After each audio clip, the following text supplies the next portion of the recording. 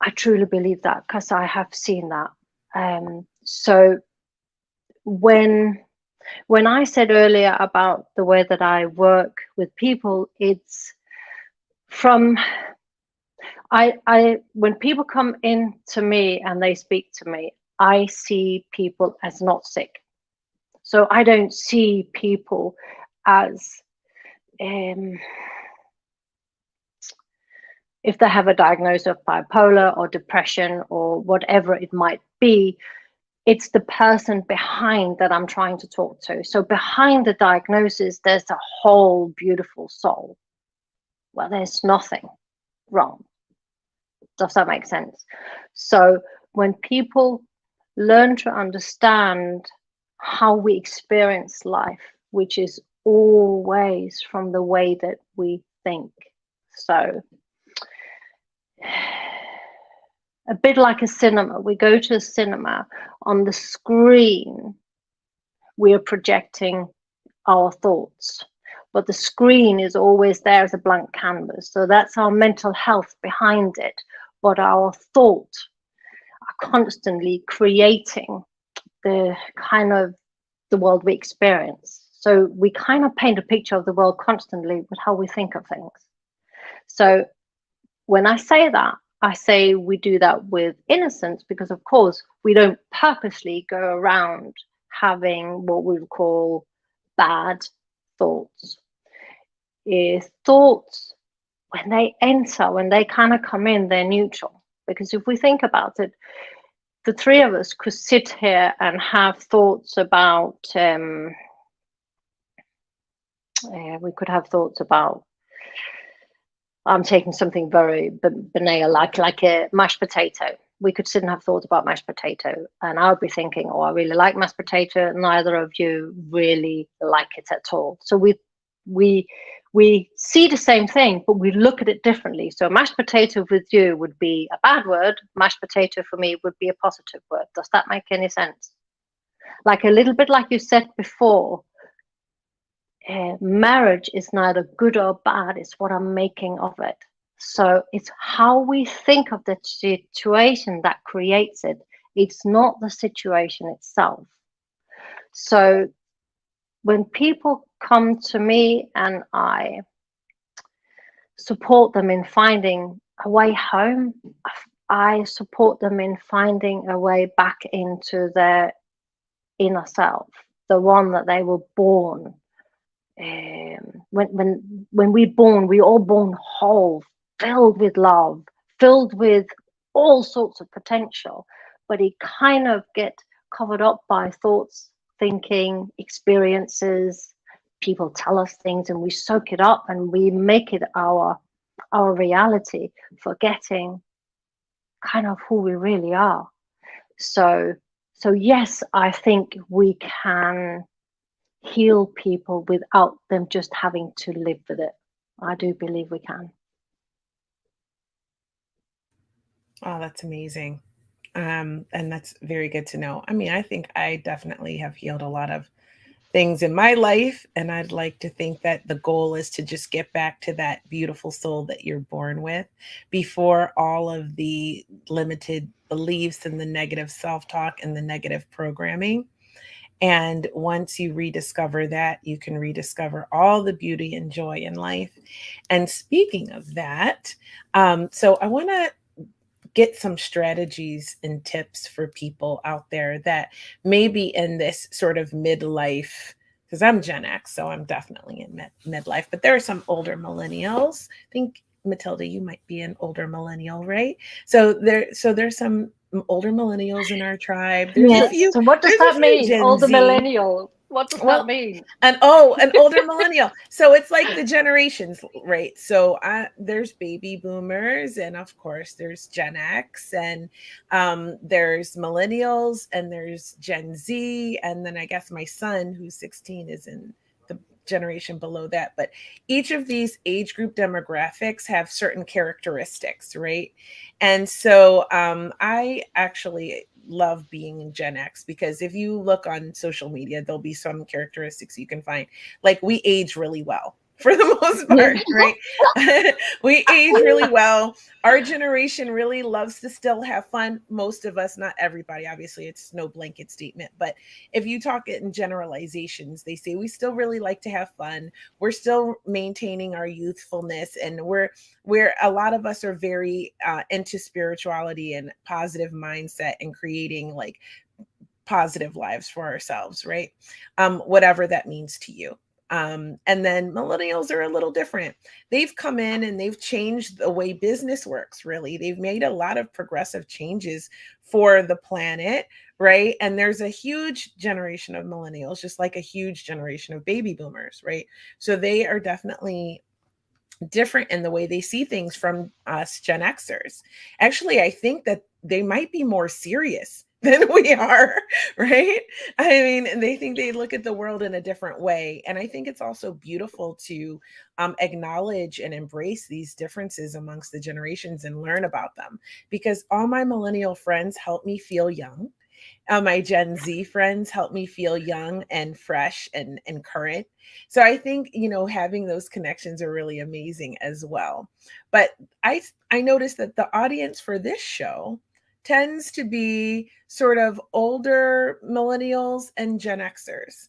And so we are at a certain time period in our lives, right? Where a lot of us are married or have kids or have our careers or have some idea of what we want to do in our life, or we've gone through divorces, our kids are older, right? And we're sort of at this point in the middle of our life where if you look at it from this perspective, you have the opportunity to create the rest of your life, your second chapter, as whatever you want it to be.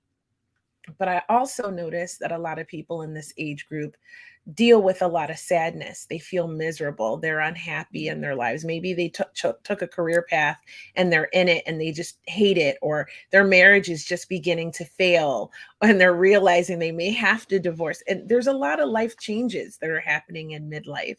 And so what I really wanted this episode to be about was helping them to find the joy, navigate love, and their mental health at this time period. Because the sad thing that I notice for this age group, especially now, is the suicide rate, and how people are just, they seem happy on the outside, and then the next moment they've passed away. I mean, one of my favorite entertainers, Twitch, was a dancer, and I followed his career, and he was such a light-hearted and happy person, and he seemed like so happy with his beautiful family. And the next thing you know, I'm stunned by the news that he passed away and he's taken his own life.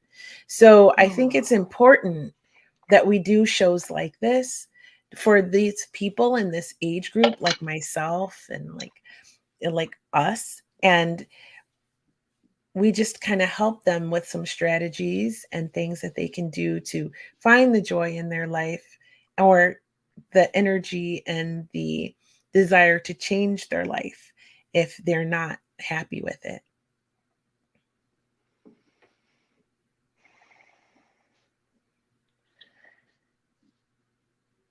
So you're thinking, you're kind of asking me for strategies and thoughts on how people can navigate that. I keep getting these pop-up messages because I'm on phone. So sorry that I got a bit distracted then. Oh, good. So one of my big things is that people, when they feel lost and they feel depressed or have a lot of anxiety, one of the things I would suggest for them to do is, first of all, to kind of sit down, relax. And I don't mean that in a literal way. I mean, try and pause and listen. And I mean, listen to your heart.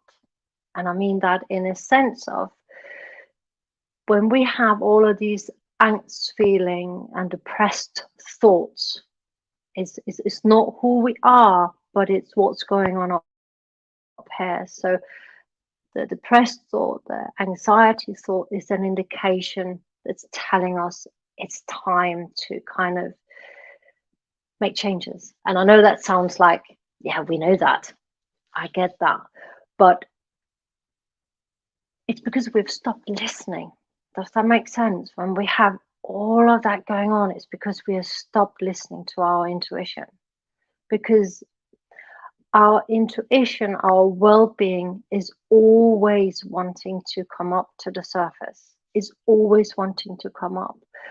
But when we have thoughts of anxiety and depression, it's very, very difficult for it to come past the clouds. So behind the clouds, there's sunshine. Behind our behind the depressive and anxious thoughts, there is still clarity. But if we keep pushing and pushing and pushing ourselves to fit into something, we keep filling up with things and there's no space for new creativity to come in. So I'm not sure I'm answering your question, Kia, because I'm very aware that depression and anxiety and feeling out of balance is so individual how it's experienced. It is so different for everyone. But when our mind goes wild, it's because we need to slow down. We need to slow down. And only by slowing down will we notice what's actually going on. Because if we don't slow down, we can't hear it. It is just noise.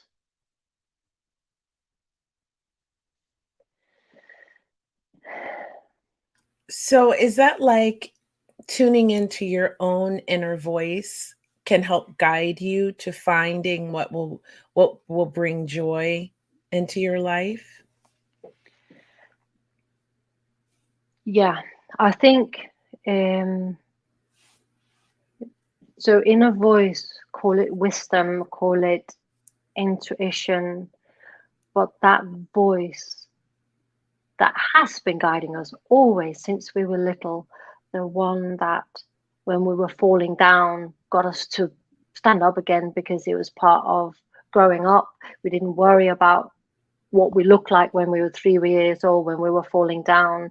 We didn't worry about if we hurt ourselves too much because we would just cry and then 2 minutes later we'd be happy again. So that part of us is still in there. It is absolutely still in there. But I'd also say if people are really struggling with depression and anxiety, any of those kind of things, you must reach out to someone. You must reach out to someone and ask for help, because no one in this world can go through life without needing someone else to help guiding us to something, whether it's a good friend, whether it's a therapist, it could be anyone. But ask for help. Don't think that you're alone, because my goodness, you're so not alone. There's so many people that suffers from this, like you just said, Kia.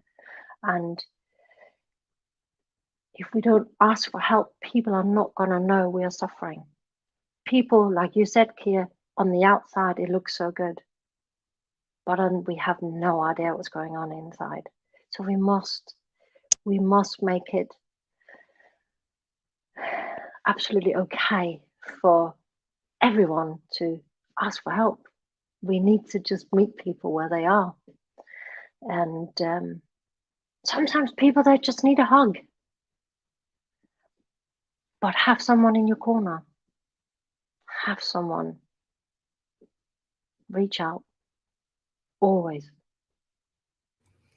So what would you say is the secret to finding lasting joy, especially for this age group? Like, do you think it's connection, like being able to reach out and connect to people? I think connection and not taking life too serious. And when I say that, it may sound a bit like a joke, but I actually mean it. If everything we think we take serious and we believe, then life becomes serious and not a playground. So connecting with people who also want to go for walks or have fun or go bungee jumping or whatever it is that brings some of that joy out, because we have to remember that joy comes from inside. It doesn't really matter what we do if we don't connect with ourselves. If we don't connect with what's inside our hearts, we can do whatever. Then it just looks like you were talking about, Kia, if people hide. So I think connection, girlfriends, boyfriends, and I don't mean in a romantic setting, but I mean people that we can really connect with on a deep level and share our worries, our fears, and our joys, and we can laugh at ourselves. You know, when mascara is running down and snot's coming out of the nose, and we have to have an operation because there's a bulge in the vagina because